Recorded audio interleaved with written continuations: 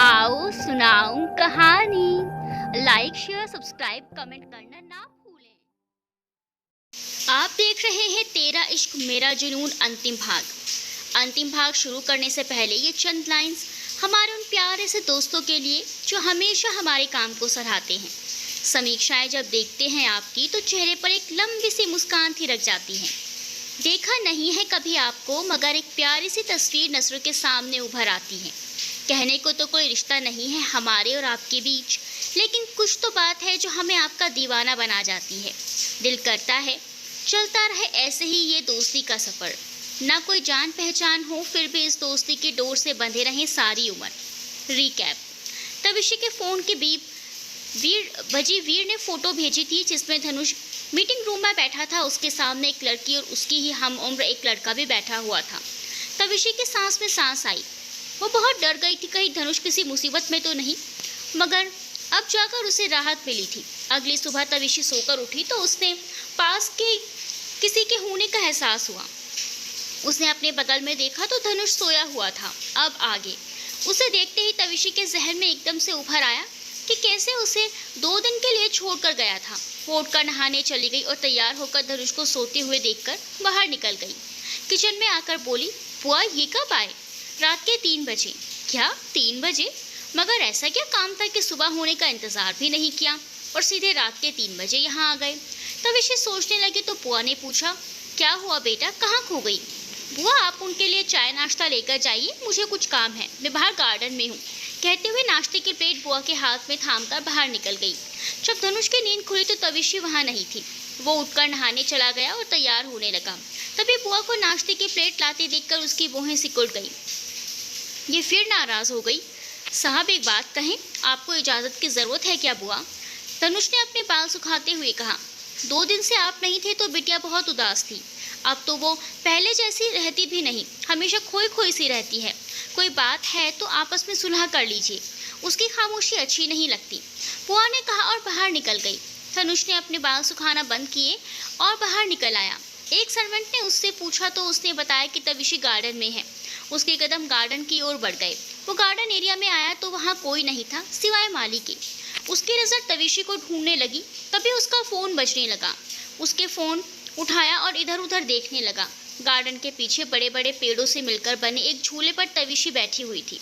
धनुष की नज़रें उसके मायूस चेहरे पर ठहर गई। हाँ कहते हुए उसने फ़ोन पॉकेट में रखा और तविशी की तरफ बढ़ गया। वो जाकर उसके बगल में बैठ गया। वो अपनी सोच में इतनी गुम थी कि उसे धनुष के आने का एहसास ही नहीं हुआ। तुम यहाँ क्यों बैठी हो?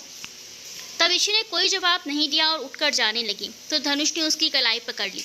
उसने अपना हाथ छुड़ाया और वहाँ से चली गई।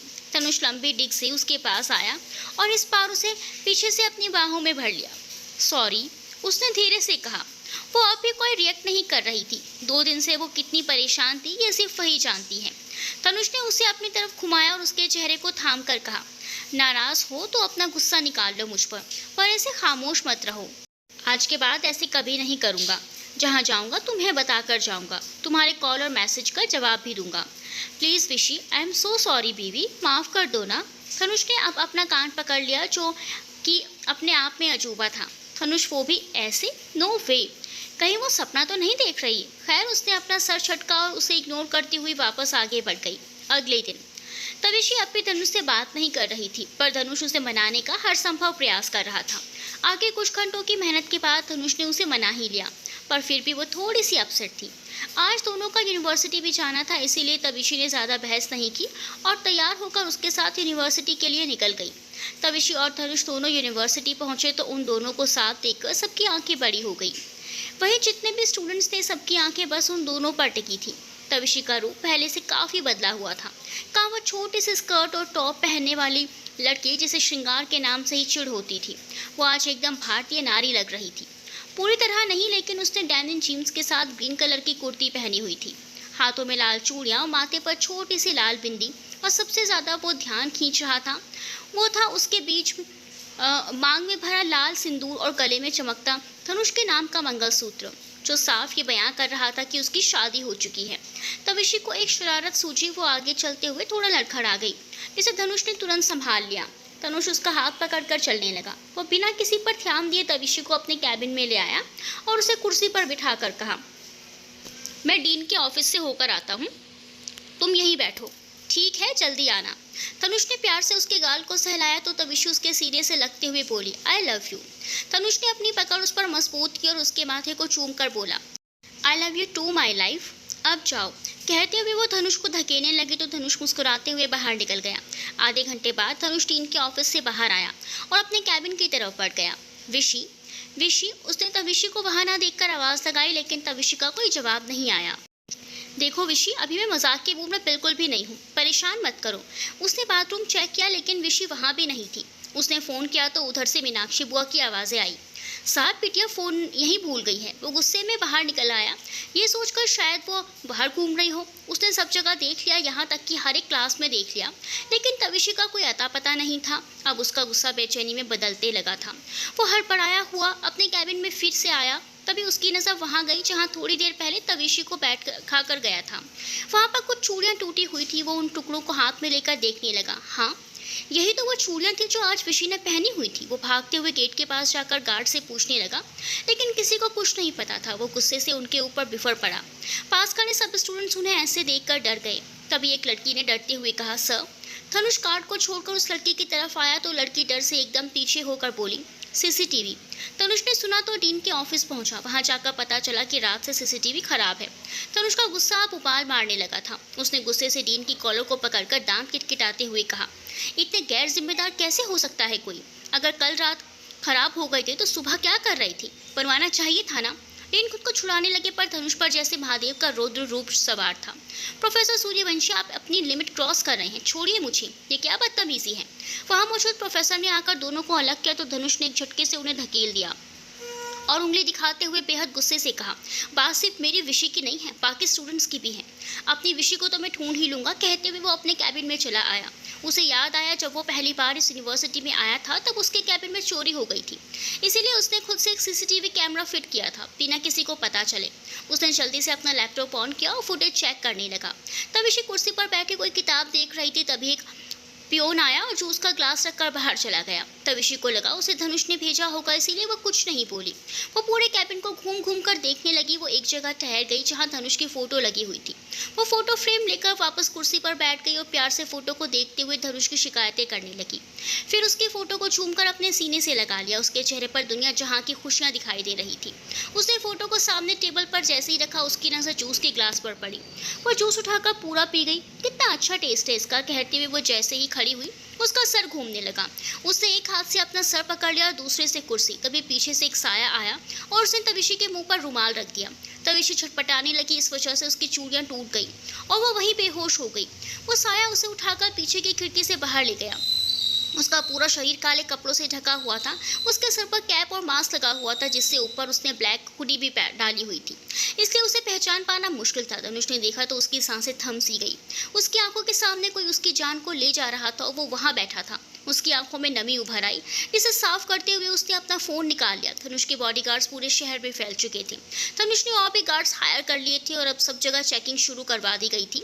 कोई भी गाड़ी बिना चेक हुए बाहर नहीं जाएगी, ना ही अंदर आएगी, चाहे वो किसी मंत्री की ही गाड़ी क्यों ना हो। वीर और शौर्य भी उसे ढूंढने निकल गए थे। तविशी की मॉम का रो रो कर बुरा हाल हो चुका था, जिन्हें अपर्णा जी संभाल रही थी। शिवम जी भी रो रहे थे। तविशी को ढूंढते हुए सुबह से शाम हो गई थी और शाम से सुबह, लेकिन उसका कुछ पता नहीं चला। पुलिस भी अपने तरीके से छानबीन कर रही थी। धनुष एक मिनट भी नहीं रुका था। वो हर गली मोहल्ले में उसे ढूंढ रहा था जहां उसे उम्मीद थी। उसने उस जंगल में भी 2 बार ढूंढ लिया, लेकिन उसका कुछ भी अता पता नहीं चला। तविशी एक अंधेर बंद कमरे के कोने में दीवार से टिककर बैठी हुई थी। उसके हाथ और पैर बंधे हुए थे। वहाँ सीलन की बदबू और अजीब सी स्मेल आ रही थी। बेहोशी में भी तविशी की नाक सिकुड़ गई। तभी उसे होश आया और उसने अपनी आंखें खोली। आंख खुलते ही उसे लगा जैसे उसका सर घूम रहा है। उसने अपनी आंखें कसकर मींच ली और दोबारा मुश्किल से खोली। सामने देखकर उसे उबकाई आने लगी। उसके मुंह पर अपना हाथ रख लिया। कमरे के चारों तरफ खून की छींटें थी। जमीन भी खून से रंगी थी, जैसे कोई हर दिन वहाँ खून से नदियाँ बहाता हो। दीवार से एक तरफ अजीब सी आकृति बनी हुई थी। तविशी उसे देखने लगी। उस दीवार पर एक लड़की बनी हुई थी और सामने एक आदमी जो तलवार लिए उस लड़की के हाथ काट रहा था। वो उस आकृति को देखकर पसीने से लथपथ हो गई। वो बड़ी मुश्किल से अपनी जगह पर खड़ी हुई और इधर उधर देखने लगी। तभी उसे एक परछाई अंदर आते हुए दिखी। वो धीरे धीरे कदमों से अंदर चला आया और तविशी के सामने खड़ा हो गया। तविशी ने देखा तो डरकर दीवार से चिपक गई। सामने एक शख्स खड़ा था। इसकी लंबाई लगभग 6 फुट थी। उसकी आंखें गुलाबी थी और उसके चेहरे पर मास्क लगा हुआ था। उसका पूरा शरीर काले कपड़ों से ढका हुआ था, लेकिन फिर भी उसके मुंह से लगा खून साफ दिख रहा था। उसके हाथों पर भी खून लगा हुआ था। तविशी को समझते देर नहीं लगी कि ये कौन है। उसे अब जल्द से जल्द कुछ करना था। उस रक्तपाती ने तविशी को देखा और अपने हाथ में लगे खून को एक झटके से अपने मास्क के बीच से जीभ निकालकर चाट लिया। उसने तविशी को देखा और बिना कुछ कहे बाहर निकल गया। तविशी को समझते देर नहीं लगी कि अब अगला नंबर उसका है। वो वहीं बैठकर रोने लगी। उसे धनुष की बात याद आ रही थी। वो कैसे उसे सुरक्षित रखता था ताकि उसे कोई भी तकलीफ ना हो, तभी इतनी रोक टोक करता था। सारे पल एक एक करके तविशी के सामने आने लगे। अपने मॉम डैड के साथ बिताए हुए पल, वीर की शायरी, शौर्य की हंसी, सब कुछ पीछे छूटता सा महसूस हो रहा था उसे। थोड़ी देर बाद वो चुप हुई, वहाँ से बाहर निकलने के लिए रास्ता ढूंढने लगी। मुझे कैसे भी करके यहाँ से बाहर जाना होगा। मैं ऐसे हाथ पर हाथ धरे नहीं बैठ सकती। अकेले उसका सामना नहीं कर पाऊंगी इस वक्त। कहते हुए उसका हाथ अपने गले में चला गया और उसकी आंखें चमक उठी। धनुष थके कदमों से घर आया और बिना किसी की तरफ देखे अपने रूम की तरफ जाने लगा। तो वीर ने गुस्से में आकर उसकी कॉलर पकड़ ली और कहा, तू था ना उसके साथ, फिर कैसे उसे कोई ले जा सकता है धनुष सिंह सूर्यवंशी। धनुष ने उसे नजर उठाकर भी नहीं देखा। वीर ने उसकी झुकी हुई नजरें देखी तो उसके मुंह पर एक मुक्का झड़ दिया, जिसे देख शौर्य उन दोनों के बीच में आ गया और वीर पर चिल्लाते हुए बोला, साले जितनी फिक्र तुझे विशी की है उससे कहीं ज्यादा इसे है। इसे क्या पता था कि कोई उसे किडनैप करके ले जाएगा। वीर अब भी उसी तरह गुस्से से हाँफ रहा था। बड़ा रक्षक बना फिरता है। अरे, जिसने अपनी बीवी को आंखों के सामने से किडनैप होने दिया, उससे उम्मीद ही क्या की जा सकती है।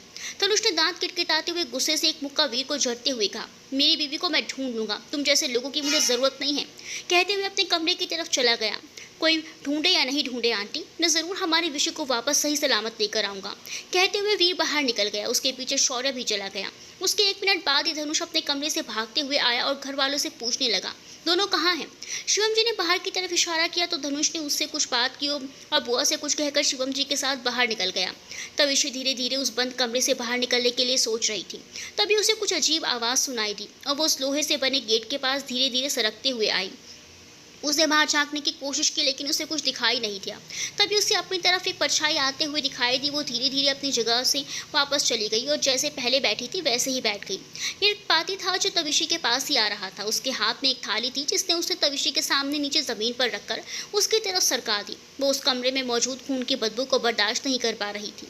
ऊपर से उस रक्तपाती को देखकर उसे डर भी लग रहा था। रक्तपाती उसके करीब आकर उसे सूंघते हुए अपनी खराश भरी गहरी आवाज़ में बोला, तुम्हारी खुशबू। आह, तविशी उसके करीब आने से घबरा गई। उसने एकदम से उसे धक्का दे दिया और चिल्लाते हुए बोली, दूर दूर रहो मुझसे, मुझे यहाँ क्यों लाए हो। रक्तपाती जो जमीन में गिर गया था वो उठते हुए बोला, तुम्हारी खून की खुशबू मुझे तुम्हारी ओर आकर्षित कर रही है। अगर तुम्हारी उन उंगलियों से बहता खून इतने स्वादिष्ट है तो तुम्हारे अंदर जो खून दौड़ रहा है वो कितना स्वादिष्ट होगा। फिर तविशी के गर्दन को देखते हुए बोला, तुम्हारे इस जगह में तो बहुत सारा भरा होगा जिसे मैं अपनी नई रानी से अलग करूंगा। फिर हल्के हल्के से तुम्हारा गिरता गर्म खून, आह, मेरी तो पूरी प्यास से शायद बुझ जाएगी। वो हैरान खड़ी समझ ही नहीं पा रही थी कि क्या करे। रक्तपाती की बात सुन उसका शरीर कांप उठा। तुम सोच रहे हो ना ये रानी कौन है, मेरी जान जो मेरा साथ कभी नहीं छोड़ती और छोड़ती है तो सामने वाले की सांसें थम जाती हैं। कहते हुए उसने अपनी जेब से एक तेज धार चाकू निकाल लिया और उस पर हाथ फिराने लगा। तविशी की आंखें बड़ी हो गई तो उसने आगे कहा, क्या तुम्हें अभी मार दूं? क्योंकि तुम्हारी नसों में दौड़ता खून देख मुझसे रुका नहीं जा रहा। लेकिन क्या करूं, आज से ये स्वाद चख नहीं पाऊंगा। आज किसी दूसरे का स्वाद जुबान पर है। अगर चखूंगा तो मर जाऊंगा। कल रात तक तुम्हारा इंतजार करूंगा। रक्तपाती ने मुस्कुराते हुए सनक भरी आवाज में कहा, तुम जंगल में गई थी ना, बोलो बोलो। तविशी ने डरते हुए हाँ में सर हिलाया ही था तो रक्तपाती अजीब तरह से हंसते हुए बोला, हाँ, मैंने स्वाद चखा है तुम्हारी उंगलियों का। अगर वो वक्त पर नहीं आता तो तुम। कहते हुए उसने चाकू को अपनी गर्दन पर रखकर मार डालने का इशारा किया। तविशी ने अपने डर को दबाते हुए कहा, लोगों ने क्या बिगाड़ा है तुम्हारा जो तुम उन्हें मार रहे हो। रक्तपाती कुछ नहीं बोला, वापस जाने लगा तो हिम्मत करके तविशी उसकी तरफ बढ़ी, लेकिन रुक गई क्योंकि सामने रक्तपाती भी रुक गया था। वो पलटकर तविशी की तरफ बढ़ने लगा तो तविशी डरकर पीछे दीवार से सट गई। वो उसके पास आया और उसके लॉकेट को देखकर अपनी अजीब सी खौफनाक हंसी हंसने लगा। उसकी हंसी तविशी ध्यान से देख रही थी। वो अचानक से शांत हुआ और एक झटके में तविशी के गले से वो लॉकेट तोड़कर अपने हाथ में रख लिया। वो डर से चीख पड़ी, उसकी आंखें कसकर बंद हो गई। रक्तपाती ने उस लॉकेट को दीवार पर दे मारा। कोई तुम्हें ढूंढ नहीं पाएगा, कोई भी नहीं, क्योंकि मैंने तुम्हारे लॉकेट को पहले से देख लिया था कि इसमें कैमरा लगा हुआ है। मुझसे कोई बच नहीं सकता, कोई भी नहीं, तुम भी नहीं, कहते हुए वो बाहर निकल गया। तविशी की बची कुछ उम्मीद भी टूट गई। उसने खाने के प्लेट को देखा, फिर चेहरा फेर लिया। रात गहराने लगी थी, उसकी आंखों में नींद नहीं थी, उसकी आंखें नम होने लगी थी। उसे सबसे ज़्यादा धनुष की कही हुई बात याद आने लगी। अब सुनो, मैं वचन देता हूँ कि हम दोनों एक दूसरे से कभी कुछ नहीं छुपाएंगे। मैं तुम्हारा विश्वास कभी नहीं तोड़ूंगा और तुम्हें भी नहीं तोड़ने दूंगा। तुम मेरी ज़िंदगी में पहली और आखिरी हो, जिसे मैं खुद से भी ज़्यादा चाहता हूँ। तो मैं तुम्हें किसी भी मुसीबत में नहीं पड़ने दूंगा और मेरी कोशिश यही रहेगी कि तुम हमेशा मेरे साथ खुश रहो। और तुमसे भी यही उम्मीद करूंगा कि तुम मेरी परवाह की परवाह करो, क्योंकि मैं तुम्हारी आंखों में आंसू नहीं देख सकता। मैं अपनी सांसें छोड़ सकता हूँ विशी, लेकिन तुम्हें नहीं, क्योंकि तुम मेरा जुनून हो। वो रोते हुए खुद से बातें करने लगी। I am so sorry Suryavanshi ji, मेरी बेवकूफ़ी की वजह से मैं खुद ही फंस गई। मुझे आपकी बात मान लेनी चाहिए थी। उसके जहन में बीती बातें दौड़ रही थी। एक बार वो ऐसे रो रही थी तो धनुष ने उससे कहा था, तुम क्यों करती हो ऐसा काम जिससे तुम्हें खतरा हो? तुम जानती हो ना मैं तुम्हारे लिए क्या फील करता हूँ। तुम्हें वहाँ कुछ हो जाता तो? याद आते ही वो फक कर रो पड़ी। कितनी फिक्र करता था उसकी। एक उंगली कट जाने से उसने अपनी नज़रों के सामने रखने के लिए उससे शादी कर ली थी। उसका प्यार, उसकी परवाह कितनी ज़्यादा थी और क्यों थी, आज तविशी को वो सब महसूस हो रही थी और उसकी हालत भी अब वो समझ रही थी। रात के तकरीबन 3 बज रहे थे। तविशी उठकर दरवाजे को पीटने लगी, चिल्लाते हुए बोली, दरवाज़ा खोलो, दरवाज़ा खोलो। बाहर कुर्सी पर बैठा वो रक्तपाती उसकी आवाज़ सुन रहा था, लेकिन वो सामने दीवार पर बने कांच के कबर्ड को देख रहा था, जिसके बीचों बीच एक छोटे से कांच के जार में तरल पदार्थ रखा हुआ था। वो एकटक उसे ही घूरे जा रहा था। तविशी की आवाज़ सुन उसका ध्यान टूटा तो वो गुस्से से उठ खड़ा हुआ और अपना खंजर कमर में डाल तविशी के दरवाजे के पास चला गया। उसने दरवाज़ा खोला तो वो थोड़ी दूर खड़ी थी। रक्तपाती की नज़र ज़मीन पर रखे खाने के प्लेट पर गई तो उसकी आंखें सिकुड़ गई। जो जैसा दिया था वैसा ही पड़ा था। रक्तपाती को जैसे इसकी आदत थी, इसीलिए वो तविशी के सामने खड़ा होते हुए अपनी डरावनी आवाज़ में बोला, चिल्लाओ जितना चिल्लाना है, तुम्हारी आवाज़ इस चार दीवारी के बाहर नहीं जाएगी। कहते हुए वो हंसने लगा। उसकी हंसी इतनी भयानक थी कि जैसे कोई खतरनाक जंगली जानवर हंस रहा हो। उसके हंसने से उसकी आंखों का रंग गहरा गुलाबी हो गया था। तविशी की सांसें डर से थमने लगी थी, पर उसे ये करना ही था। उसने अपना गला तर किया और सामने देखने लगी। क्यों चिल्ला रही थी? बोलो, नहीं तो। उसने अपने कमर से खंजर निकाल लिया और तविशी की तरफ करते हुए कहा। तविशी ने कसकर अपनी मुट्ठी भींचते हुए हिम्मत से कहा, मुझे वॉशरूम जाना है। रक्तपाती उसे गहरी निगाहों से देखते हुए बोला, बहाना बना रही है ताकि इस जगह से बाहर निकल जाए? भागने की कोशिश कर रही है मुझसे? तुम मेरे पैर खोल दो, एक हाथ में रस्सी बांध देना, जिसका दूसरा छोर तुम पकड़ लेना। रक्तपाती की गुलाबी आंखें चमक गई, जिसमें इस वक्त हवस भरा हुआ था। उसने ललचाए नजरों से उसे देखा। तूने आइडिया अच्छा दिया है, चल, लेकिन जरा सी होशियारी किया तो मेरी रानी गला काटने में माहिर है, समझे तुम? उसने तविशी को चेतावनी देते हुए कहा। तविशी ने डरते हुए कहा, हाँ, मैं नहीं भागूंगी। रक्तपाती उसके करीब आया तो उसकी धड़कनें बढ़ गई। एक तो उसका इतना भयानक रूप, ऊपर से वो उसके करीब। डर से हालत खराब होने लगी थी उसकी। रक्तपाती ने उसके पैरों को खोल दिया, जिससे उसने रस्सी से बांधा हुआ था। फिर उसके हाथों को खोलकर एक हाथ में रस्सी बांधकर दूसरे हाथ में बांध दिया। रक्तपाती उसे लेकर दरवाजे के बाहर निकला तो तविशी की नज़रें आसपास को स्कैन करने लगी। इधर उधर देखते हुए उसकी नज़र एक जगह ठहर गई। उसके कदम वहीं थम गए। रक्तपाती ने उसे रुकते हुए देखा तो रस्सी खींचते हुए कहा, क्या देख रही है? चल, नहीं तो वापस कमरे में बंद कर दूंगा। तविशी अटकते हुए, ये उसने सामने इशारा किया। रक्तपाती मुस्कुराते हुए, साथी है मेरा, जब से मेरी ज़िंदगी में शामिल हुआ है तब से। कहते हुए वो चुप हो गया। तब से मतलब? मुंह बंद रखो, बहुत सवाल करती हो। कहते हुए तविशी के मुंह में जेब से एक टैप निकालकर चिपका दिया और आगे बढ़ गया। वो उससे खींचने से आगे बढ़ गई, लेकिन उसकी नज़र पीछे उस दीवार पर ही ठहर गई। उसकी आंखों में एक अजीब सा दर्द उभर आया था। सामने ऊपर की तरफ जाने के लिए 6 पक्की सीढ़ी थी। उस रक्तपाती ने उस सीढ़ी के पास लगे एक छोटे से आईने को घड़ी की दिशा में घुमा दिया। तभी सामने ऊपर से एक दरवाज़ा खुला। तविशी ऊपर ही देख रही थी। क्या सुरंग बनाई थी इस रक्तपाती ने? मतलब उसे ज़मीन के नीचे बनाने की क्या तरकीब? लोग जान भी नहीं सकते थे कि ज़मीन के अंदर भी एक ऐसी दुनिया होती है। रक्तपाती पहले ऊपर चला आया तो उसके पीछे तविशी भी सीढ़ियाँ चढ़ गई। उसे बाहर देखा तो दूर दूर तक सिर्फ अंधेरा ही था। रात के सन्नाटे में कीड़ों की आवाज़ भी डरावनी लग रही थी। दूर दूर तक कोई रोशनी नहीं दिखाई दे रही थी। बहुत भयानक सा मंजर था। इसीलिए उसे समझते देर नहीं लगी कि वो इस वक्त जंगल के बीच में मौजूद है। मुँह क्या देख रही है? जो करने आई है वो करना। तविशी ने इशारा किया कि वो अपना मुँह उधर करे। वो समझ नहीं पाया। उसने उसके मुंह से टेप निकाल दिया और कहा, जाओ, अपना मुंह उधर करो। अगर भाग गई तो मुझसे चालाकी तुझे महंगी पड़ेगी। तविशी ने अपना हाथ उठाते हुए कहा, मैं भाग नहीं सकती। तुमने मेरे हाथ जो बांध रखा है अपने हाथ से। रक्तपाती ने अपना मुंह पीछे कर उसकी तरफ पीठ कर दिया। तविशी ने उसके पीठ को देखा, फिर सामने देखने लगी और एक पेड़ के पीछे चली गई। लेकिन जैसे ही रक्तपाती उसकी तरफ पलटा तो उसने देखा वो वहीं खड़ी थी। उसे ऐसे खड़ा देख उसने कहा, इतनी जल्दी निपटा ली क्या? तविशी ने उसकी तरफ देख एक तिरछी मुस्कान दे दी। रक्तपाती उसकी मुस्कान देखकर गुस्से से उसकी तरफ बढ़ा कि तविशी ने पूरी ताकत के साथ अपने हाथ में बंधी रस्सी को खींच दिया। उससे अचानक से इस तरह खींचे जाने से रक्तपाती सामने पेड़ से जा टकराया। वो एक बार उस रस्सी के साथ पेड़ के चारों ओर घूम गई और वो रक्तपाती अपने हाथ बंधे होने की वजह से पेड़ से बंध गया। वो एक बार फिर पूरी ताकत से रस्सी को खींच रही थी कि रस्सी टूट गई और वो नीचे जा गिरी। उसने सामने देखा तो वो रक्तपाती अपने हाथ में खंजर पकड़े हुए था, मतलब उससे रस्सी काट दी थी। रक्तपाती पूरे मूड में आ गया था। उसे देखकर लग नहीं रहा था कि वो आज तविशी को आसानी से जाने देगा। वो उसकी तरफ बढ़ा तो तविशी जमीन पर गिरे हुए पीछे खिसकने लगी और जैसे ही उसके हाथ में एक डंडा आया उसने उठाकर सामने फेंका, उठकर खड़ी हो गई। डंडा जाकर रक्तपाती के सर में लगा जो वो उसे गुस्से से चिल्लाया और उसकी तरफ खंजर लेकर दौड़ पड़ा। उसने अपना खंजर तविशी के ऊपर घोंपना चाहा, लेकिन तविशी एक झटके से दूसरी तरफ घूम गई, जिससे वो लड़खड़ाता हुआ नीचे गिर पड़ा और उसका वार खाली चला गया। उसने उठकर फिर से हमला किया, लेकिन इस बार तविशी ने उसके खंजर वाले हाथ में एक लात दे मारी, जिससे वो खंजर दूसरी तरफ गिर गया। उसे मौका दिए बिना उसने एक घूंसा उसके पेट पर मार दिया तो रक्तपाती थोड़ी दूर जमीन पर जा गिरा। वो हाँफने लगी थी, उसकी सांसें तेज हो गई थी। वो लड़खड़ा गई जब उसके पेट में एक तेज दर्द उठा। उसने बाल बिखर चुके थे, चेहरा पूरा लाल हो गया था। वो गहरी सांस भरते हुए सामने देखने लगी, लेकिन उसे सब धुंधला सा दिखाई देने लगा। उसने अपनी आंखें बंद की और सर झटकते हुए वापस से आंखें खोल ली। रक्तपाती ने इसका फायदा उठाया, उठकर एक लात उसके पेट पर दे मारी। दर्द से वो तड़प उठी और नीचे जा गिरी। उसकी आंखों में आंसू भर आए थे, लेकिन वो हिम्मत न हारते हुए वापस से उठने की कोशिश करने लगी कि तभी उसे अपने नीचे कुछ महसूस और उसकी आंखें बड़ी हो गई। वो खड़ी हो पाती इससे पहले उसके पेट में एक तेज दर्द उठा। उसने अपने पेट पर हाथ रख नीचे देखा तो उसके पेट पर उस रक्तपाती ने खंजर घोंप दिया था।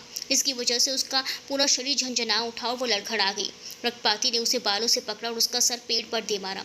तविशी का सर चकरा गया और वो मुंह के बल जमीन में जा गिरी। उसकी आंखें बंद होने लगी थी। वो उसका बहता खून देख जैसे पागल ही हो गया था। उसने पागलों की तरह अपना सिर पकड़ लिया और फिर अपने हाथ में लगे खून को देखकर दूसरे हाथ से अपना मांस निकाल लिया। अपने हाथ और उस खंजर पर लगे तविशी के खून को चाटने लगा। उसकी जीभ और मुंह पूरा खून से सना हुआ था। उसने हाथ और खंजर को पूरी तरह से साफ कर दिया। अब उसकी गुलाबी आंखें और ज्यादा गहरा गई और चमकने लगी। तविशी की आंखें बंद हो गई थी। उसकी बंद आंखों में एक एक कर सबकी तस्वीरें उभरने लगी थी। शिवम जी, मुक्ता जी, अपर्णा जी, मानव जी, मीनाक्षी बुआ, वीर, शौर्या और आखिरी में धनुष की जो एक गुलाब का फूल पकड़े उसे ही दे रहा था। तविशी के मुंह से बस हल्के से आवाज आई, मुझे माफ करना। रक्तपाती ने अपने कपड़े में लगे खून को भी चाट कर साफ कर दिया और फिर उसकी नजर सामने पड़ी तविशी के ऊपर ठहर गई, जिसके पेट से खून निकल रहा था। उसके माथे पर भी खून बह रहा था। अब वो एकटक उसे खून भरे शरीर को देखने लगा तो उसकी तरफ बढ़ा और जैसे ही उसके करीब बैठकर उसके पेट की तरफ हाथ बढ़ाया ही था कि तभी बीच में किसी ने उसका हाथ पकड़ लिया। रक्तपाती उस हाथ की तरफ देखने लगा और इसी का फायदा उठाकर तविशी ने दूसरे हाथ से अपनी मुट्ठी में मिट्टी भरकर उसकी आंखों में डाल दी और पूरी ताकत के साथ उसे खुद से दूर धकेल दिया। उसे देखा उजाला हो रहा था, मतलब सुबह होने वाली थी। वो अपना पेट पकड़कर मुश्किल से उठी और उस रक्तपाती को देखने लगी जो अपनी आंखों पर हाथ मलते हुए चिल्ला रहा था। तविशी खुद से बातें करते हुए बोली, मुझे यहाँ से बाहर निकलना ही होगा, नहीं तो।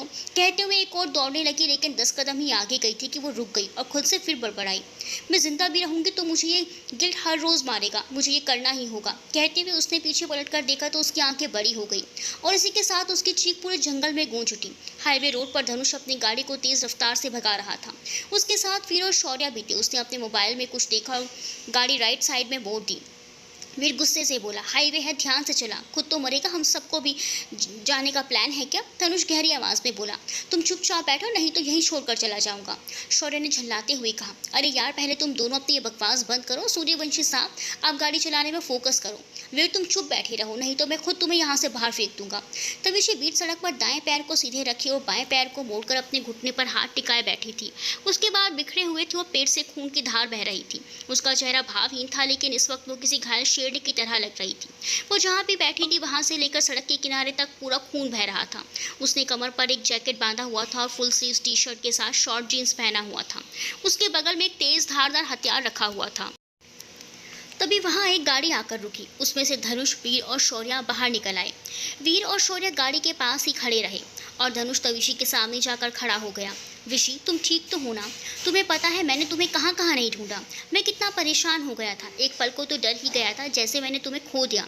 तनुष ने उसे अपनी बाहों में जकड़ते हुए कहा। उसने उसका चेहरा अपने हाथों में भर लिया और उसके माथे को चूम लिया। तब विशी खामोश बैठी थी और धनुष उसे अपने सीने से चिपकाए घुटने के बल बैठ गया था। वीर और शौर्य दोनों को ही देख रहे थे। मन तो उनका भी कर रहा था अपने विशी को बाहों में भरकर उसके बारे में जानने का, लेकिन धनुष को देखकर वो वहीं ठहर गए थे। ये बात उनको अच्छे से मालूम थी कि तविशी धनुष के लिए क्या है, वो कितना बेचैन था, ये दोनों ने देखा था। तविशी ने धनुष को गहरी नजरों से देखा और अपना हाथ आगे करके उसे धक्का दे दिया। फिर धीरे धीरे अपने हाथों को जमीन पर टिकाए उठकर खड़ी हो गई। धनुष के साथ साथ वीर और शौर्य भी उसे हैरानी से देखने लगे। विशी, मेरी बात सुनो। धनुष ने जैसे ही कुछ कहना चाहा कि तविशी ने उसे खींचकर एक थप्पड़ जड़ दिया और अपने गले से अपना मंगलसूत्र झटक कर उसके ऊपर फेंक दिया। धनुष ने अपनी आंखें मूंद ली। उसे इस वक्त इतनी तकलीफ हो रही थी कि वो कुछ भी कह नहीं पा रहा था। उसने कसकर अपनी मुट्ठी भींच ली और अपनी जेब में हाथ डाल दिया। गुस्सा और दर्द दोनों ही उस पर हावी होने लगे थे। गाड़ी के पास खड़े वीर और शौर्य चौंक गए, लेकिन वीर की मुट्ठियां भिज गई। वो जैसे ही आगे बढ़ने को हुआ कि शौर्य ने उसे रोक दिया। मैंने इसीलिए कुछ नहीं बताया ताकि तुम्हें तकलीफ ना हो। क्या तुम्हें अपने सूर्यवंशी जी पर भरोसा नहीं है? तनुष ने फिर से कहा तो तविशी ने एक और थप्पड़ उसके दूसरे गाल पर लगा दिया। वो एक तरफ को झुक गया और उसके होंठों के किनारे से खून बह निकला। वीर, जिसने अपने हाथों की मुट्ठियां भींची हुई थी, वो उन दोनों के बीच आकर खड़ा हो गया और तविशी के गाल पर कसकर एक तमाचा जड़ दिया। तनुष ने गुस्से से वीर का कॉलर पकड़ लिया और लगातार उस पर मुक्के बरसाने लगा। तेरी हिम्मत कैसे हुई मेरी बीवी पर हाथ उठाने की? शौर्य ने धनुष को पीछे से पकड़ लिया और दोनों को रोकने लगा। इस बीच तविशी ने अपना एक हाथ, जो पेट से निकलते खून पर रखा हुआ था, उसी हाथ की मुट्ठी बांधकर वीर के मुंह और नाक के बीच में एक जोरदार मुक्का दे मारा। अब धनुष और शौर्य दोनों चौंकते हुए ठीक से खड़े हो गए, क्योंकि वीर और तविशी पहले कभी ऐसे नहीं थे। तविशी का कठोर चेहरा देखकर भी धनुष को अंदाजा हो चुका था कि सब कुछ जान गई है, पर अब उसे दोनों को रोकना भी जरूरी था, नहीं तो जो नहीं होना चाहिए था वो होगा। तविशी के हाथ खून से सने थे, जिसके कारण वो खून वीर के मुंह से के अंदर चला गया। वीर को जब अपनी नाक में एक अलग ही सुगंध का अंदाजा हुआ तो वो बावला सा हो गया। उसने अपनी गर्दन दाएं बाएं मरोड़ी तो वहां मौजूद धनुष और शौर्य दोनों की आंखें बड़ी हो गई। नो कहते हुए उन दोनों ने उसे रोकना चाहा, लेकिन उस वक्त वीर में इतनी ताकत थी कि उसने दोनों को इस सड़क के दूसरी तरफ धकेल दिया। वो दोनों उठकर आए, तब तक उसने तविशी पर हमला कर दिया और उसके बालों से पकड़कर नीचे बैठा दिया। तविशी घुटने के बल टिक गई और बोली, बहुत ललक है ना तुझे इंसानी खूनों की। ले, आज तुझे एक ऐसा खून पिलाती हूँ जिसका स्वाद तो मरकर भी नहीं भूल पाएगा। वीर जो खून की सुगंध में बहक गया था, उसकी आंखों में एक अलग ही रंग चमक रहा था। अब उसकी आंखें सामान्य से गुलाबी रंग में तब्दील हो चुकी थी। तविशी आंखें कठोर हो चुकी थी। उसने आगे कहा, मुझे कभी नहीं लगा था तू ऐसा करेगा। तू बचपन से मेरे साथ है, क्यों किया वीर तूने ऐसा? क्यों किया? तूने एक बार भी नहीं सोचा हम लोगों का क्या होगा? मेरी एक खरोट से डरने वाला तू मासूमों का कातिल बन गया। उसकी बातें सुनकर वीर की पकड़ उस पर ढीली पड़ गई, पर अगले ही पल उसने अपना सर झटक दिया। फिर उसने हंसते हुए एक चाकू उसकी गर्दन पर रख दी और पागलों सी आवाज में बोला, पहले पता होता तो अब तक ये स्वाद मेरे जहन में उतर चुका होता। कैसी महक है ये? पहले कभी किसी के खून में ये महक नहीं मिली। वीर ने तविशी के पेट को सूंघते हुए कहा। तविशी ने उसे धक्का देकर जमीन पर सुला दिया और उसकी गर्दन पर वो धारदार हथियार रखकर बोली, ये कोई मामूली रक्त नहीं, हम लड़कियों में हर महीने होने वाली माहवारी का रक्त है। बहुत नशा है ना तुझे इसका, मैं कराती हूँ तुझे इस नशे से अवगत। कहते हुए उसने बिना कोई मौका दिए वो धारदार हथियार उसके पेट में घोंप दिया। धनुष और शौर्य जो उसकी ओर बढ़ ही रहे थे, उनकी आंखें बड़ी हो गई। वो अपनी जगह पर ही ठहर गए। वीर ने अपने पेट पर हाथ रखते हुए कहा, अर्ज किया है जाने बाहर, हमेशा से तेरी अदाओं का घायल हूँ। कोई भी हो मेरी जिंदगी में, मैं तो बस तेरा ही कायल हूँ। तेरी नजरों में देखे आज नफरत के अंगारे, तो इस वीर ने अपना असर खो दिया। अब तेरी तड़पती जुबान पर बस एक ही शब्द गूंज रहा है, मुझे तेरे खून की ललक है, ललक है, ललक है। वीर ने अपनी घुटती सांसों के साथ बड़ी मुश्किल से कहा तो तविशी उससे दूर हो गई। उसकी आंखें एकदम लाल हो चुकी थी। ऐसा लग रहा था जैसे खून के आंसू बहने को आतुर हूँ। वीर की आंखों से भी आंसू की एक बूंद उसके गालों पर लुढ़क आई। मुझे माफ़ कर दो विशी। वीर ने अपनी पलकों को बार बार झपकते हुए मुश्किल से कहा, क्योंकि उसे ऐसी जगह चाकू लगी थी जिससे उसके लिए बोलना मुश्किल हो रहा था। उसकी हालत देखकर धनुष और शौर्य की भी आंखें भर आई, पर दोनों में से कोई भी उसके पास ना जा सका। शायद उन्हें इस अंजाम और इस मंजर का नतीजा पहले से ही मालूम था। तविशी ने उस धारदार हथियार को वीर के पेट से निकालते हुए कहा, माफ़ कर दूं? उन मासूमों ने क्या बिगाड़ा था तेरा? बोल। उनकी ज़िंदगी से तूने खेला और अब तुझे माफ़ कर दूं? तू इतना गिर जाएगा मैंने कभी सोचा भी नहीं था। तेरे उस साथी को तो मौत के घाट उतार दिया मैंने, लेकिन तू ये मत समझ कि तू दोस्त तो तुझे बख्श दूंगी।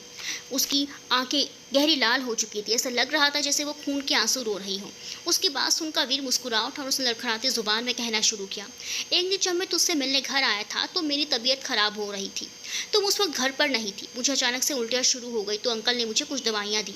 मुझे नहीं पता था कि उस दवाई से मुझे खून की तलब होने लगेगी। एक बार उस दवाई को खाने के बाद मुझे खून की खुशबू अपनी तरफ खींचने लगी थी। मैंने अंकल से इस बारे में बात की तो उन्होंने मुझे और भी दवाइयाँ दी और कहा कि इससे सब ठीक हो जाएगा। मैंने ये बात किसी को ना बताने को कहा, क्योंकि तुम्हें ये पता चलता तो तुम लोग मेरे लिए कुछ भी कर जाते। इसीलिए मुझे ज़बरदस्ती वो दवाई दोबारा खानी पड़ी, क्योंकि मैं खुद को रोक नहीं पाया। मुझे माफ़ कर दो विशी, मैंने बहुत कोशिश की खुद को रोकने की, पर रोक नहीं पाया। तुम्हें नहीं बताया, क्योंकि बताता तो मैं तुम तीनों के लिए खतरा बन सकता था, और देखो आज बन भी गया। वीर ने भरी आंखों से गहरी आखिरी बार उन तीनों को देखते हुए कहा था ना मैंने, जब मैं नहीं रहूँगा तो मेरी बेटों की शायरी की याद तुम्हें रुलाएगी। अब वो वक्त आ गया है यारों। कहते हुए उसने जैसे ही अपना हाथ उठाया, एकदम से उसका हाथ ज़मीन पर जा गिरा। उसका पूरा शरीर खून से रंगा हुआ था और चेहरा भी सूजा हुआ था। तविशी ने झुककर उसके माथे को चूम लिया और उसके कान में जो कहा उसे सुनकर वीर की आंखें दर्द में भी राहत दे गई, और इसी के साथ उसकी आंखें बंद हो गई। वीर कहते हुए धनुष और शौर्य उसके पास दौड़ पड़े और उसे अपनी बाहों में भरकर चीख उठे। उनकी चीख इतनी दर्द भरी थी कि पूरा जंगल जैसे गूंज उठा। वीर जा चुका था हमेशा के लिए उन सबसे दूर, बचपन से अपनी अतरंगी हरकतों से हंसाने वाला उनका यार, उनका बेतुका शायर। उनके बीच रास्ते में अकेला छोड़कर चला गया था और दे गया था जिंदगी भर का वो गम जिसका दर्द अब शायद ही कभी मिट पाएगा। कुछ देर बाद अपने हाथ में पकड़े उस चाकू को झटके से तविशी ने सीधे गाड़ी की तरफ फेंका, जहां थोड़ी देर पहले धनुष और शौर्य खड़े थे। दोनों ही झटके से नीचे झुक गए। दोनों की आंखें बड़ी हो गई, क्योंकि चाकू उन दोनों के ऊपर से होकर गया था। इसी के साथ वो चाकू किसी के दो पैरों में जाकर लगी तो धनुष के साथ शौर्य की आंखें आश्चर्य से बड़ी हो गई और वो इंसान लड़खड़ाकर जमीन में जा गिरा। तविशी लंगड़ाते हुए उसके पास आई और गुस्से से चीखी, क्यों? विशी मेरी बात सुनो बेटा। मैं शौर्य आकर तविशी के सामने खड़ा होकर बोला, पागल हो गई हो क्या? अपने डैड को पहचान नहीं पा रही हो तुम? ये तुम्हारे डैड हैं विशी। शौर्य ने उसे कंधे से पकड़कर झकझोरते हुए कहा। तविशी ने एक जलती निगाह उस पर डालते हुए कहा, सब धोखेबाज है यहाँ, सबके सब मिले हुए हो ना? कहते हुए उसने धक्का देकर शौर्य को हटा दिया। शौर्य अपने हाथों को देखते हुए बोला, मैंने झूठ बोलकर अपने जाने मन को खो दिया। तनुष तो बस बुद्ध बने तविशी को ही देख रहा था, जिसने एक नज़र भी उसकी तरफ नहीं देखा। उसे पहले से ही मालूम था कि ये ज़रूर होगा और तविशी को शांत करना शायद अब उसके बस में भी नहीं था। शिवम राजपूत, लालच इंसान को इतना अंधा कर देता था कि वो सच और झूठ में फ़र्क ही नहीं कर पाता। आपको पैसों के लालच के आगे इंसान की ज़िंदगी भी नहीं दिखाई थी। क्या सोचा था आपने कि आपके किए गए एक्सपेरिमेंट के बारे में किसी को कुछ पता नहीं चलेगा और आप मौत का तांडव अपने हिसाब से खेलते रहेंगे? नहीं शिवम राजपूत, तविशी के होते हुए अब ये नामुमकिन है। तविशी ने नफरत से कहा, बेटा ये सब मैंने तेरे लिए। छी, कौन सा बच्चा चाहता है कि उसके माँ पापा की दूसरी ज़िंदगी के बदले उसे खुशियाँ ला कर दे? थू है ऐसे बच्चों पर, ऐसे माँ बाप पर जो दूसरों के खून के बदले अपनी ज़िंदगी में खुशियाँ लाते हैं। मैंने कभी कहा था कि पापा आप किसी को मार डालो तो मुझे खुशी मिलेगी? पापा इस इंसान की नस काट दो मुझे खुशी मिलेगी? पापा ये इंसान मुझे परेशान करता है, इसे जान से मार दो मुझे खुशी मिलेगी? मैंने कभी कहा आपसे कि पापा चलो पैसे के बदले हम लोगों को मार डालते हैं? अगर ये सब मेरी खुशी के लिए किया होता तो मुझे एक और खुशी चाहिए जो आप मुझे देंगे। मैं कह रही हूँ, क्यों ना आप मर जाओ, मुझे खुशी मिलेगी। तविशी ने चीखते हुए गुस्से से कहा, पर अब उसकी तकलीफ, उसका दर्द उस पर हावी होने लगा था। तविशी की बातें सुन शिवम जी की आंखें भर आई। उन्होंने हाथ आगे बढ़ाते हुए कहा, मुझे माफ़ कर दो बेटा, लेकिन मैं चाहता था कि तुम्हें दुनिया की सारी खुशी मिले, बस अब और खुशी नहीं चाहिए मुझे। उसने उनका हाथ झटकते हुए कहा, मेरा बाप हत्यारा है, कातिल है, उन तमाम लोगों का जिनका दूर दूर तक वास्ता भी नहीं था आपसे। कातिल है मेरे बचपन के उस दोस्त का जिसे लोगों को हंसाने के अलावा कुछ आता ही नहीं था, जिसे आपने लोगों का खून पीने वाला बना डाला। क्या गलती थी वीर और उन सब लोगों की? आपको अंदाज़ा है आपके इस लालच में कितने परिवार उजड़ गए, कितने बच्चे की खुशियों से वंचित रह गए?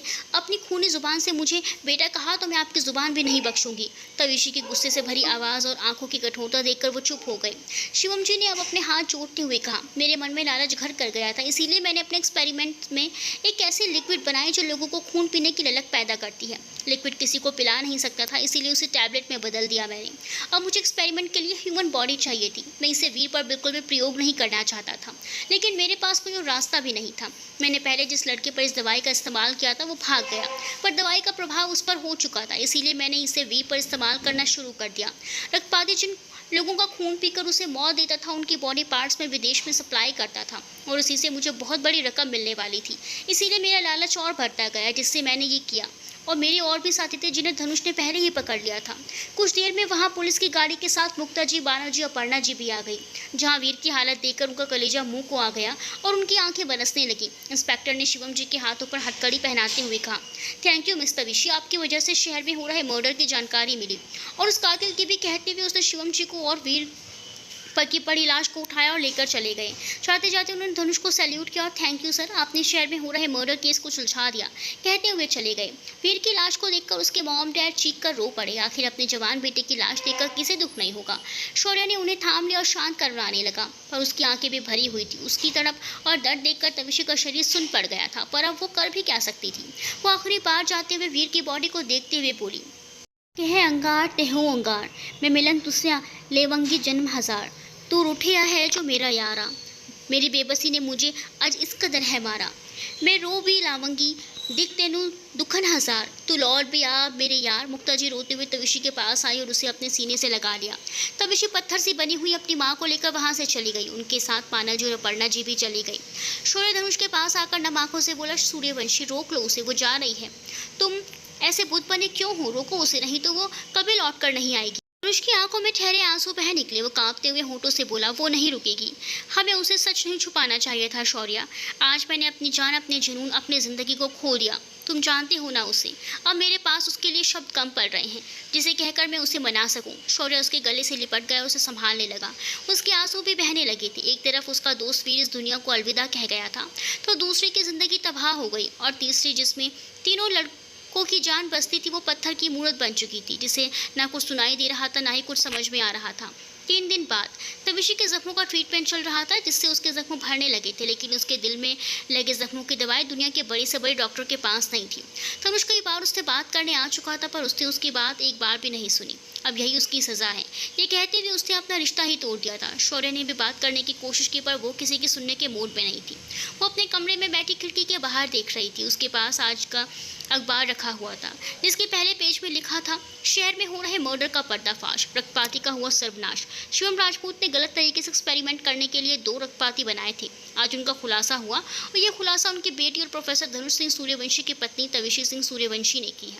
सूत्रों के हवाले से ये भी पता चला है कि शहर में हो रहे इन वारदातों को रोकने का सबसे बड़ा कारण प्रोफेसर धनुष सिंह सूर्यवंशी और राजदान ग्रुप ऑफ कंपनीज के सीईओ शौर्य राजदान को माना जा रहा है। तविशी खाली आंखों से अखबार पढ़ रही थी, तभी मुक्ता जी चाय का कप लिए उसके पास आई और टेबल पर चाय का कप रखकर प्यार से उसके सर को सहलाते हुए बोली, विशी चाय पी लो, कब तक ऐसे बैठी रहोगी बेटा। तविशी बाहर आसमान की तरफ शून्य में ताकते हुए बोली, मॉम आपको पता था क्या पहले से। मुक्ता जी के हाथ रुक गए, लेकिन वो वापस से उसका सर सहलाते हुए बोली, जब तुम धनुष के साथ उसके घर गई थी, उसी दिन तेरे डैड कुछ बेचैन से रूम में टहल रहे थे। मैंने उनसे पूछा कि क्या बात है, तो उन्होंने मना कर दिया। फिर मेरे सोने के बाद उठकर कहीं जाने लगे। उन्हें लगा मैं नींद में हूँ, लेकिन मैं जागी हुई थी। जब मैंने उनका पीछा किया तो तुम्हारे कमरे में गए। मुझे उस समय कुछ गलत नहीं लगा, मुझे लगा तुम्हारी याद में तुम्हारे कमरे में गए होंगे। फिर वापस आकर मैं सो गई। वो मेरे लॉकर में रखी किताब लेने गए थे। तविशी बोली तो मुक्ता जी ने चौंकते हुए पूछा, किताब कौन सी? जो नन्नू ने दिया था वो किताब, उसमें बहुत से राज है मॉम, जिसे किसी गलत हाथों में नहीं दिया जा सकता। तुझे कब पता चला कि वीर ही रक्तपाती है और तेरे डैड ही वो साइंटिस्ट हैं जिन्होंने रक्तपाती बनाया है? मुक्ता जी ने पूछा तो तविशी बोली, मॉम नन्नू के पास चलें। मुक्ता जी ने अपना सर हिलाते हुए उसे अपने सीने से लगाकर कहा, होने को कोई नहीं टाल सकता बेटा, होता वही है जो तकदीर में लिखा होता है। तविशी नन्नू और नानी के साथ बैठी उस किताब को देख रही थी। उनके साथ मुक्ता जी, अपर्णा जी और मानव जी भी मौजूद थे। तभी डोर बेल बजी। धनुष के साथ शौर्य अंदर आया। तविशी ने दोनों को देखकर अपना चेहरा फेर लिया और नन्नू से बोली, नन्नू इस किताब के बारे में सिर्फ मुझे और डैड को ही पता था। इसमें रक्तपाती की शक्तियों को बढ़ाने और उनके लिए जो जहरीली दवाएं बनाने की सारी विधियां हैं, इसलिए डैड ने इसका पूरा फ़ायदा उठाया। जब मैं विश्वास पैलेस में रुकी थी, फिर दूसरे दिन घर आई थी, तो डैड ने मुझसे कहा था कि किताब लॉकर में रखती हूँ, जबकि ये बात उन्हें भी पता नहीं थी। उन्होंने मेरे कमरे को कैमरा ऑफ कर दिया था, पर मेरी बालकनी से सीधा कमरे का फोकस वाला कैमरा वो देख नहीं पाए, और मुझे उसी से मालूम हुआ। मुझे वो भी जानकारी चाहिए थी, इसीलिए मैंने अकेले ही सब पता लगाना शुरू कर दिया। मैंने वीर को इन सब के बारे में बताया था, और वो भी मेरी मदद करता था। घर में रहकर इसकी जांच पड़ताल करती तो डैड मुझे कभी भी इस बात की तह तक नहीं जाने देते, इसीलिए मैंने विश्वास पैलेस में रहना चुना। पर प्रोफेसर सूर्यवंशी से छुपकर ज़्यादा दिन मैं ये काम नहीं कर सकती थी। जब मैं और प्रोफेसर सूर्यवंशी साइकिल से जा रहे थे, तब मैं भी उन्हें गुलाबी आंखों के पीछे भागी थी। बाइक रेसिंग के समय भी मुझे वही रक्तपाती मिला था, और मैंने उसका पीछा भी किया था, पर वो आगे निकल गया और मैं उसे पकड़ नहीं पाई। लेकिन जैसे ही मैं उस जंगल वाले रोड के बीचों बीच खड़ी थी, वहाँ की ज़मीन कुछ अजीब लग रही नहीं थी। घर आने के बाद मैंने वीर को बताया था उस किताब के बारे में कि वो रक्तपाती कितना खतरनाक है और वो अपने खून पीने के जुनून में किसी भी हद तक जा सकता है। मैंने उसे ये भी बताया था कि उस किताब का एक अजीब सा धारदार हथियार का चित्र है और उसे एक नहीं 2 तरह से पकड़ा जा सकता है। उसका धारदार और चमकता कलर बहुत ही डरावना और भयानक था। उस वक्त वीर ने ऐसा रिएक्ट किया जैसे कुछ जानता ही ना हो, और शायद ये सच भी था। मैंने बस उसे ये नहीं बताया था कि उसे ख़त्म कैसे करना है और उसकी खून पीने की लालसा को कैसे कम करना है। तविशी ने लंबी सांस छोड़ते हुए उस किताब को देखा और उसका पहला पेज खोल दिया। पहले पेज पर कुछ लिखा था। पहले पेज पर वही लिखा था जो तविशी ने वीर को बताया था, और दूसरे पेज पर उस खंजर का चित्र बना हुआ था। ये वही खंजर था जो उस पहले रक्तपाती के पास था, जिसे वो अपनी रानी बता रहा था। सारे खून उसी ने किए थे, पर इसमें वीर भी शामिल था। जो दवाइयाँ डैड ने उसे खिलाई थी, उसकी वजह से उसे मेंटल डिसऑर्डर होता था और वो अपना वास्तविक स्वरूप भूल जाता था। पल में रक्तपाती, पल में आम इंसान। उसके बिहेवियर को बदलने के लिए भी उसके पास खास तरह का पावर था, जो कि किसी साधारण व्यक्ति के समझ से परे था, क्योंकि उसे खुद भी नहीं पता था कि वो जानलेवा एक्सपेरिमेंट का शिकार हो चुका है और उसके कारण वो एक अलग ही जीवन जीने लगा है। अपर्णा जी मुंह पर हाथ रखकर रोने लगी तो मुक्ता जी उन्हें अपने गले से लगाकर चुप कराने लगी। जब उस बाइक रेसिंग में मैं रक्तपाती के पीछे भाग गिरी तो वीर उस जगह के बारे में अच्छी तरह से जानता था। कब कौन सा रास्ता अपनाना है उसे सब पता था, इसीलिए वो मेरे सामने रहने पर भी पकड़ में नहीं आया। जब मैं दोबारा उस खुफिया सुरंग में गई तो मैं हैरान रह गई, क्योंकि अंदर एक कमरा था जिसमें बाथरूम अटैच था। कोई कितना भी इंटेलिजेंट हो सकता है कि ज़मीन के अंदर अपने लिए घर बना लिया हो, वो भी एक अलग ही दुनिया के रूप में। ऑक्सीजन सिलेंडर के साथ वहाँ ज़रूरत की सभी चीज़ें मौजूद थी जो एक इंसान की ज़रूरतों के लिए आवश्यक थी। मगर वहाँ रखे एक कपड़े को देख मेरी सांसें तेज़ हो गई, क्योंकि सामने टेबल पर डैड का कोट रखा हुआ था। उस पल के लिए मुझे लगा कि कहीं ये सब डैड तो नहीं किया है, लेकिन दिल दिमाग मानने को तैयार नहीं था कि मेरे डैड ऐसा भी कुछ कर सकते हैं। तब मुझे याद आया कि डैड ने तो अपना कोट एक रात किसी ज़रूरतमंद को दे दिया था। उस कोट को मैंने उसी वक्त जला दिया ताकि मेरे डैड को कोई बिना मतलब के परेशान ना करे और अपनी उंगली को काट कर वहाँ अपने खून की बूंदें गिरा आई। मुझे ये रिस्क उठाना ही था, क्योंकि किसी भी कीमत पर अब और मासूमों की ज़िंदगी कुर्बान नहीं करनी थी। तविशी जैसे ही चुप हुई, धनुष ने कहना शुरू किया। इस वक्त उन दोनों के ही चेहरों पर कोई भाव नहीं थे। जब मैं ऑफिस से आ रहा था तब मेरी मुलाकात हुई थी उससे, और उसी में मुझे चोट लगी थी। उससे पहले भी एक बार हमारा सामना हुआ था जिसमें मुझे उसका लॉकेट ज़मीन पर पड़ा मिला, जिसे बिना देखे मैंने अपने पॉकेट में रख लिया था, पर बाद में देखा तो समझ में आ गया। जानकारी तो पहले से ही जुटा रहा था, क्योंकि विशी खुद को खतरे में डाल रही थी। इसीलिए मैं हमेशा किसी भी वक्त घर से चला जाया करता था, और शुरू में शायद विशी को मुझ पर ही शक होने लगा था। इसीलिए कई बार उसने मेरा पीछा भी किया था, पर वो जान नहीं पाई कि मैं क्यों और किस लिए कहीं जाता था। दरअसल मैं एक खुफिया एजेंसी वालों से मिलने जाता था, जहाँ मेरे कुछ जानने वाले मौजूद थे। वो सब भी रक्तपाती की तलाश में थे, पर किसी के हाथ भी सबूत नहीं लगा था, क्योंकि शिवम राजपूत बहुत ही चालाकी से सारा काम किया करते थे। हमें कभी उन पर शक नहीं हुआ, पर उन्हें हमारे एक मूव की खबर रहती थी। शहर के पास वाले जंगल के भीतर जहाँ पर इलीगल बाइक रेसिंग होती थी, वहाँ पर रक्तपाती ने अपना एक ठिकाना बनाया हुआ था, जिसकी जानकारी विशी को हुई। तो उसने उस रक्तपाती को भड़काने के लिए अपने हाथ को कट कर उस जगह खून की बूंदें छोड़ आई। जब मैंने उसका घर से बाहर जाना बंद कर दिया तो उसने पुलिस को उस जगह का एड्रेस सेंड कर दिया था। ये बात किसी ने नहीं बताई, लेकिन जिस दिन पुलिस मेरे घर आई थी, ऑफिसर मुझे यही बताने आए थे कि किसी का खून मिला है। तब मुझे विशी के हाथ में बंधी पट्टी नजर आई। मैं तब सब समझ गया था, लेकिन मुझे खुशी हुई कि अब विशी शायद खुद को खतरे में नहीं डालेगी। पर एक डर भी था, क्योंकि रक्तपाती तब तक उसकी खून की खुशबू ले चुका था, मगर उसे उस रक्तपाती की तलाश भी मुझे कैसे भी करके अपने विशी को बचाना था। उस दिन जब मैं उस रक्तपाती के पीछे भागा, तब वो अचानक मेरे सामने से गायब हो गया था। उसके इस तरह से गायब होने से मुझे इतना तो अंदाज़ा हो गया था कि उसे शहर के हर गली मोहल्ले का शॉर्टकट पता है। तभी वहाँ पर शौर्य और वीर पहुँचे और मैं उनके साथ घर के लिए निकल गया। लेकिन रास्ते में मेरी नज़र वीर के ऊपर पड़ी, जिसने खुद को बचाने के लिए अपने कपड़े बदल लिए थे। चेहरा भी साफ कर लिया था, लेकिन जल्दी में वो अपने जूते बदलना भूल गया था। मैं दूसरे दिन शौर्य से मिला। मैंने उससे पूछा कि तुम दोनों वहाँ एक साथ कैसे आए थे, तो उसने बताया कि वीर ने यहीं का एड्रेस देकर कहा था कि उसे पिक कर लूँ। मुझे लगा वो किसी काम से आ गया होगा तो गाड़ी खराब हो गई होगी। उस वक्त मैं उसी की दूसरी गाड़ी लेकर आया था। उस दिन शौर्य ने मुझे ये भी बता दिया था कि विशी ने उसे सब कुछ पहले से ही बता दिया है। रक्तपाती कौन है ये वो नहीं जानता। मैं सब कड़ियों को मिलाता गया, लेकिन कहीं से भी वीर के रक्तपाती होने का सबूत पक्का नहीं हुआ, सिवाय उस दिन के जब मैं वीर के घर गया तो वहाँ पर मुझे कुछ मेडिसिन दिखाई दी। जब वीर बाथरूम से बाहर आया तो मुझे देखकर हड़बड़ा गया। फिर मैंने बिना लाग लपेट के उससे इस बारे में पूछा तो उसने रोते हुए कहा, सूर्यवंशी, मुझे इस बारे में कुछ भी नहीं पता कि मेरे साथ क्या हो रहा है। जब मैं कल खुद को तुमसे बचा रहा था तब भी दिमाग में वो हावी हो रहा था जो मेरे अंदर होकर भी मुझे ही कंट्रोल करता है। उसने बताया कि शहर में हो रहे मर्डर में उसका कोई हाथ नहीं है, बस एक मर्डर उसने किया है, लेकिन उसे खुद इस बारे में कुछ भी नहीं मालूम। जब मुझे वीर के बारे में पता चला तो मैं उसे थाईलैंड ले गया इलाज करवाने। वहाँ पता चला कि उस पर दवाइयों का असर था कि वो अपने सेंस में नहीं रहता था। वो खून देख बावला सा हो जाता। वीर के इलाज के लिए हमें वहाँ 2 दिन रुकना पड़ा। वो बाइक रेस जीतने वाला भी मैं ही हूँ। तुम लोगों की सुरक्षा के लिए मैं हमेशा तुम्हारे आसपास ही रहता था, फिर भी वीर के बारे में जान नहीं पाया। कहते हुए धनुष ने अफसोस से अपने चेहरे पर हाथ रख लिया। शौर्य जो उसके पास ही बैठा था उसने उसके कंधे पर अपना हाथ रख दिया। बाकी सभी बुद्ध बने सब कुछ सुन रहे थे। किसी के पास भी कोई जवाब नहीं था और ना ही कोई सवाल था। जब मैं सूर्यवंशी जी के कैबिन में बैठी थी तो बृहस्पति मुझ पर नजर बनाए हुए था। मैंने बस पियोन का दिया हुआ जूस पिया था। उसके बाद मैं स्ट्रगल नहीं कर पाई जब वो मुझे ज़बरदस्ती लेकर गया। उसने मुझे एक अंधेरे कमरे में कैद कर रखा था जहाँ पूरा खून ही खून था, पर वहाँ इतनी बदबू आ रही थी कि मुश्किल से खुद को मैंने रोक रखा था। पुलिस ने उस जगह को बंद करवा दिया था, लेकिन उन्होंने कई और जगह ऐसी बना रखी थी जहाँ उन्हें कोई परेशानी नहीं होती थी। मैंने वॉशरूम जाने का बहाना बनाकर उस रक्तपाती को बाहर निकलने के लिए कहा, लेकिन वो मेरी बात सुन ही नहीं रहा था। कुछ देर बाद मेरी कोशिश कामयाब हो गई और वो मुझे बाहर ले जाने के लिए राजी हो गया। जब मुझे कमरे से बाहर लाया तो मुझे पास के कबर्ड में एक तरल पदार्थ सा कुछ रखा हुआ दिखा, जिसे रक्तपाती अजीब नजरों से घूर रहा था। तभी मेरी नज़र सामने दीवार पर रखी वीर की घड़ी पर पड़ी, जिसे अक्सर वो पहना करता था। जब मैंने उस घड़ी के बारे में पूछा तो उस रक्तपाती ने कहा कि वो उसके दोस्त का है। मुझे विश्वास ही नहीं हो रहा था। मैं खुद में उलझी उसके पीछे चलने लगी। रक्तपाती मुझे बाहर ले गया। उसके साथ मेरी झड़प भी हुई, लेकिन मैंने जैसे तैसे उसे छूटकर भाग रही थी। लेकिन मुझे खुद के ऊपर ही शर्म आई कि कैसे मैं उस सामने खड़े इंसान को छोड़कर भाग जाऊं जो कितने मासूमों और निर्दोष का कातिल है। आज नहीं तो कल ये फिर से किसी मासूम को मारने की साजिश करेगा ही। मैं पलटी तो मेरी आंखें बड़ी हो गई क्योंकि वो रक्तपाती मेरी तरफ ही बढ़ रहा था। तो मैंने कहते हुए तवीश ने एक लंबी सांस खींची और आगे कहना जारी रखा। मैंने नीचे ज़मीन की धूल को अपने मुट्ठी में भर लिया और एक बार फिर से उसकी आंखों की तरफ फेंक दिया, और मुझे बस एक और आखिरी मौका मिला उसे ख़त्म करने का। अगर मैं उसमें ख़त्म नहीं करती तो मेरी आत्मा मुझे धिक्कारती। उसे मारना मेरा मकसद नहीं था, लेकिन इसके अलावा मेरे पास कोई ऑप्शन भी नहीं था। उसके गले के बीचों बीच एक गहरा कट लगा और इसी के साथ उसके हाथ से खंजर छूटकर नीचे ज़मीन पर जा गिरा।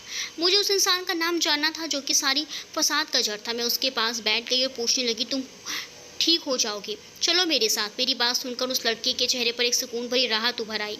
उसने मुझसे वहाँ से भाग जाने के लिए कहा, बताया कि ये सब किसने और कैसे किया है। तब जाकर मुझे पता चला कि इन सब के पीछे डैड हैं। मुझे नहीं लगा था कि वो पैसों के लालच में इतना गिर सकते हैं। सब कुछ जानने के बाद मुझे समझ में आया कि उस रक्तपाती ने मुझे मारा क्यों नहीं, क्योंकि वो वैसे ही करता था जैसे डैड कहते थे, और इसीलिए उसने हम में से किसी को नहीं मारा था। रक्तपाती को ख़त्म करने का सिर्फ एक ही तरीका था, और वो था उसका ही खंजर। सिर्फ उसके खंजर से उसे मारा जा सकता था, जो कि नामुमकिन था क्योंकि वो अपना खंजर एक पल को भी खुद से अलग नहीं करता था। मैंने बहुत कोशिश की, घायल हुई, तब जाकर वो खंजर हासिल कर पाई और उसे ख़त्म कर पाई। वो बहुत ताकतवर था क्योंकि उसने कई खून किए थे और उन सबका खून भी पिया था, इसीलिए सिर्फ उसके खंजर से उसे मारा जा सकता था।